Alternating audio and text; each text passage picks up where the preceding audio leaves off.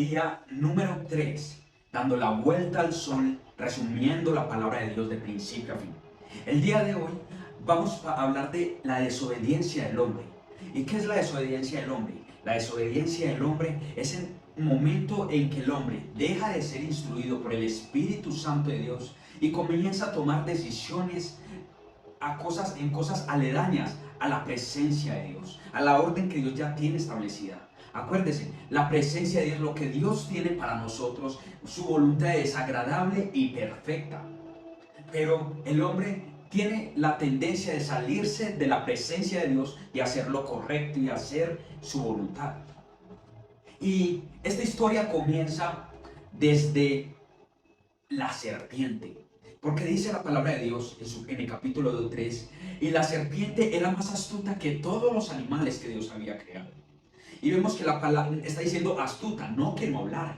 O sea que en el huerto del Edén los animales podían hablar. Y si vamos a la palabra de Dios más adelante, me voy a adelantar un poco, dice que la burra de Balaam, Dios le permitió hablar en ese momento para que no la dejara de golpear con un palo, porque dice la palabra de Dios que el ángel estaba puesto en el camino para cortarle la cabeza a Balaam. Entonces vemos que antes y después los animales han podido hablar. Entonces hay algo, hay un misterio y yo no se lo voy a revelar, pero en el cielo, si llegamos al cielo, los animales van a poder hablar. O sea que, cuidado, se le está contando todos sus secretos a su gato. Pero no me voy a salir del cuento, de la historia de Dios. No cuentos, esto no son cuentos, esta es la historia viva de la palabra de Dios. Y dice que la serpiente estaba paseándose por el huerto del Edén y se encuentra a Eva. Y le dice, ve, come del árbol de la ciencia y bien y el mal. Y Eva le dice, no, porque Dios nos dijo que no comamos, que el día que comamos de ese árbol vamos a morir.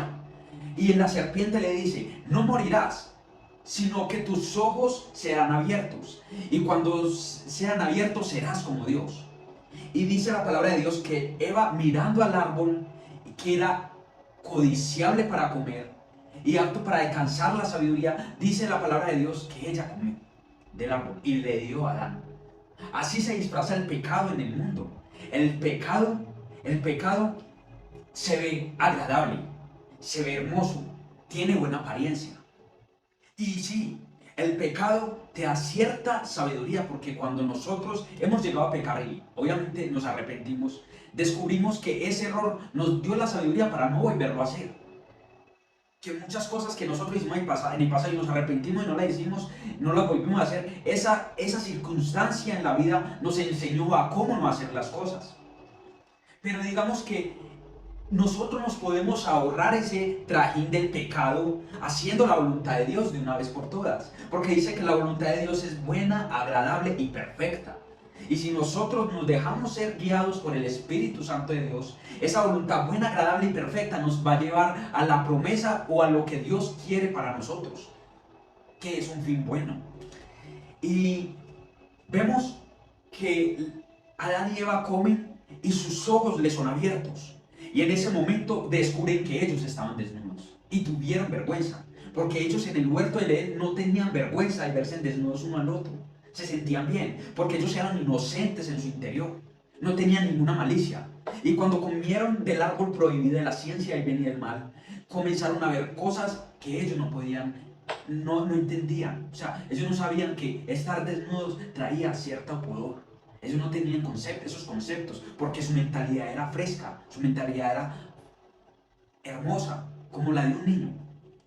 Y dice que ellos hicieron hojas para vestirse, y cuando fueron a vestirse, en ese momento la presencia de Dios se pasaba por el huerto, y ellos sintieron la presencia de Dios y les dio temor de Dios, y se fueron y se escondieron.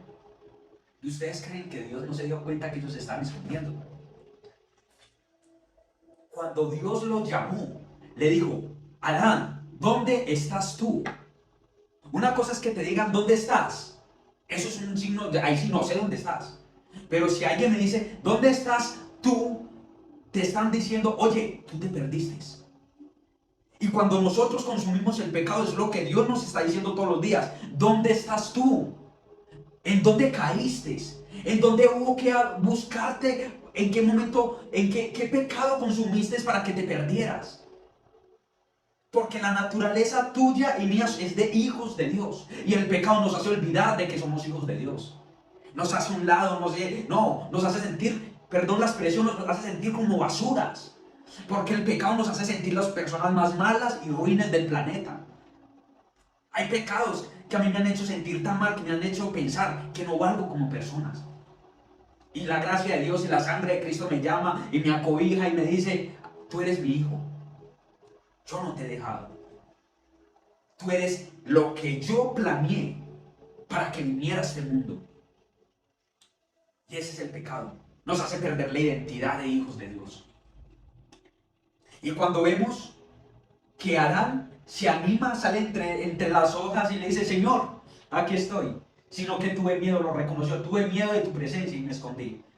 Porque estaba desnudo. El pecado nos hace estar desnudos. Esa es la verdadera desnudez del hombre. Cuando nosotros consumimos el pecado, nos volvemos desnudos delante de la presencia de Dios.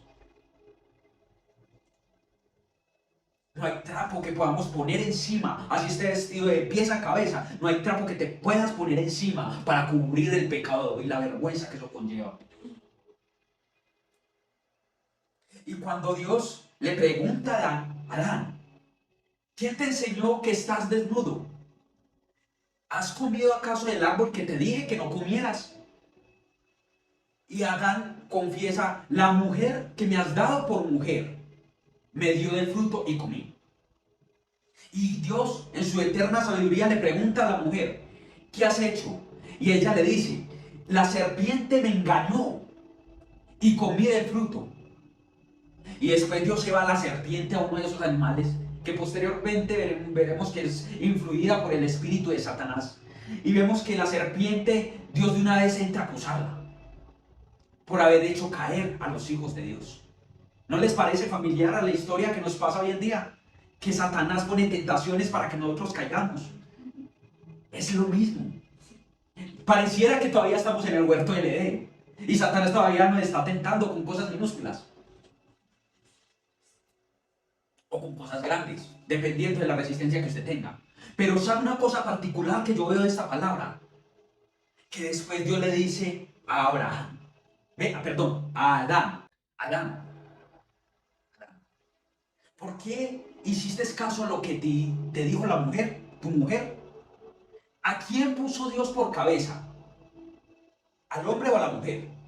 Porque cuando Dios los llamó al huerto del Edén, no le dijo: Eva, ¿dónde estás? Eva, le dijo: Adán, ¿dónde estás? Él tenía que hacerse responsable de su esposa. Y así hay hombres que van detrás de la mujer agachando la cabeza y diciendo: sí, mi amor, lo que usted diga. Perdóneme, eso suena machista, no. Pero el día que Dios te llame cuentas por tu familia, Él no va a llamar a tu mujer a decirle: venga, porque su familia fracasó. Él te va a llamar a ti, hombre de Dios, a rendir cuentas. Por eso la identidad de padre es necesaria. Y cuando le dice: por hacer caso a tu mujer, de cierto te digo que de ahora en adelante la tierra te producirá espinos y cardo. Con el sudor de tu frente comerás el pan de cada día. Con el sudor de tu frente. En el Edén, Adán no tenía que sufrir por la comida. Todo era en abundancia. Todo era al estirar su mano, y ahí lo tenía. Trabaja igual, porque el trabajo es bendición. Porque Dios en el huerto de Edén le puso un trabajo. Y dice la palabra de Dios que iba a ser más difícil conseguir las cosas por su naturaleza caída. Y después va a la mujer y le dice: en gran manera aumentaré los dolores de parto y pondré enemistad entre ti y la serpiente, y tú le herirás en la cabeza y ella te herirá en el calcañar. Simbolizando lo que iba a pasar en el futuro entre la iglesia de Cristo y las huestes de las tinieblas. Que iba a haber una guerra espiritual donde la simiente de Dios iba a triunfar por encima de la simiente de Satanás. Y después va la serpiente y le dice que sobre su pecho, que polvo comerá y sobre su pecho se arrastrará, diciéndole el lugar donde iba a pertenecer. ¿Saben? El cometer un pecado y echarle la culpa a todo el mundo y decirle: no es que fue culpa de mi esposa, no es que fue culpa de la serpiente, no es que fue culpa, no te exime no te exime de las consecuencias. Lo siento, perdóneme si soy directo. Si usted pecó, no le eche la culpa al otro. Es que yo soy así por esto. Es que yo soy así por mis padres. Es que mis padres eran muy malos conmigo. Es que, y echando culpas para afuera. No, porque al que le van a pedir cuentas es a usted. Dios te va a pedir cuentas a ti de todo lo que haga, de lo bueno y de lo malo. Y lo mismo va a pasar el día del juicio. No va a ser, ay, es que Satanás me tentó mucho y no pude y no aguanté con la tentación. Dios te va a llamar a cuentas. A Satanás le va a dar su castigo. Pero a ti que tomaste las decisiones, porque Satanás no toma tu mano y pone el revólver en tu mano y dispara, eres tú quien lo hace. También te van a pedir cuentas. Yo puse un caso muy brusco. Voy a poner otro caso. Satanás te puede poner las mujeres pasando por la calle y tú decides si vas a ver pornografía o no. Satanás te pone a ver plata para el banco, tú decides si lo vas a ir a tomar más de lo que Dios te permitió tomar. O vas a permanecer fiel con lo que Dios te da. La salvación es individual. No espere el día de mañana decirle al mundo, muchachos, por culpa de alguien, yo estoy acá. No, porque la salvación es individual. Pero hay gracia abundante en Cristo Jesús. Y para terminar, Adán y Eva son sacados del huerto del Edén. Mi gente, pecar te quita oportunidades. Pecar hace que la promesa que Dios tenía, lo que Dios tenía preparado para ti, se deseche, se le dé a otro. Se acabe, se te cierren puertas. Eso es lo que hace el pecado. El pecado es costoso. Y si usted es una persona de finanzas, sabrá que si usted comete pecado te va a costar. Tiene precios muy altos. Así que mi gente, esta es la historia de Adán en el huerto del Edén, del pecado del hombre. Y que usted de aquí en adelante puede tomarla y decir, voy a aprender para vivir una vida íntegra delante de Dios. Para ser la persona que Dios predestinó para mí. Y para ser esa persona que yo quiero ser en Cristo Jesús. Mis amados, les deseo una hermosa noche. El día número 3, los espero el día número 4 mañana. Acuérdense, esto es dando la vuelta al sol, resumiendo la palabra de Dios. Y espero que sean lucrados, sean llenos del Espíritu Santo y que esta palabra los lleve a ser los hombres y mujeres que siempre debieron ser.